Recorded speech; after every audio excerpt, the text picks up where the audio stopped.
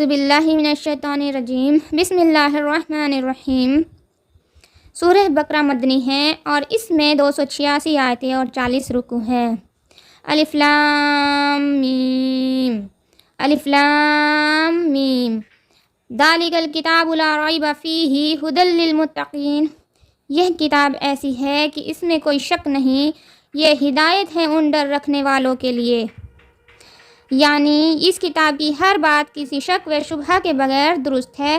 انسان کی لکھی ہوئی کسی کتاب کو 100% شک سے بلاتر نہیں سمجھا جا سکتا، کیونکہ انسان کتنا ہی بڑا عالم ہو اور اس کا علم محدود ہوتا ہے اور اکثر اس کی کتاب اس کے ذاتی گمان پر مبنی ہوتی ہے۔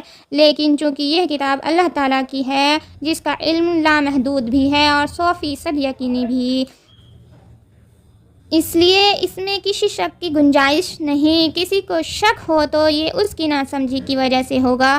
کتاب کی کوئی بات شبہ والی نہیں، یہ ہدایت ہے ان ڈر رکھنے والوں کے لیے۔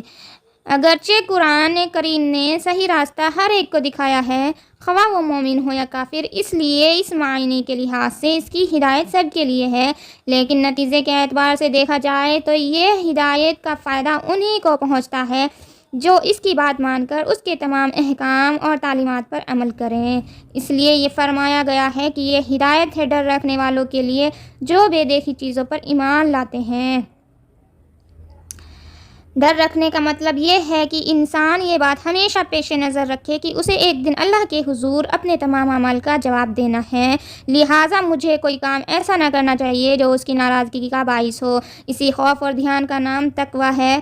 بے دیکھی چیزوں کے لیے قرآن کریم نے غیب کا لفظ استعمال فرمایا ہے۔ اس سے مراد وہ چیزیں ہیں جو آنکھوں سے دکھائی نہیں دیتی، نہ ہاتھ سے چھو کر یا ناک سے سونگھ کر انہیں محسوس کیا جا سکتا ہے، بلکہ وہ صرف اور صرف اللہ تعالیٰ کی وحی کے ذریعے معلوم ہوتی ہے۔ یعنی یا تو قرآن کریم میں ان کا ذکر ہے یا حضرت صلی اللہ علیہ وسلم نے وحی کے ذریعے وہ باتیں معلوم کر کے ہمیں بتائی ہے، مثلاً اللہ تعالیٰ کی صفات، جنت و دوزخ کے حالات، فرشتے وغیرہ۔ یہاں اللہ کے نیک بندوں کی یہ تعریف کی جا رہی ہے کہ یہ لوگ صرف اللہ تعالیٰ اور اس کے رسول صلی اللہ علیہ وسلم کے ارشادات پر یقین کر کے ان چیزوں کو دل سے مانتے ہیں اور جو انہوں نے آنکھوں سے نہیں دیکھی۔ یہ دنیا چونکہ امتحان کی جگہ ہے، اس لیے اگر یہ چیزیں آنکھوں سے نظر آ جاتی اور پھر کوئی شخص ان پر ایمان لاتا تو کوئی امتحان نہ ہوتا۔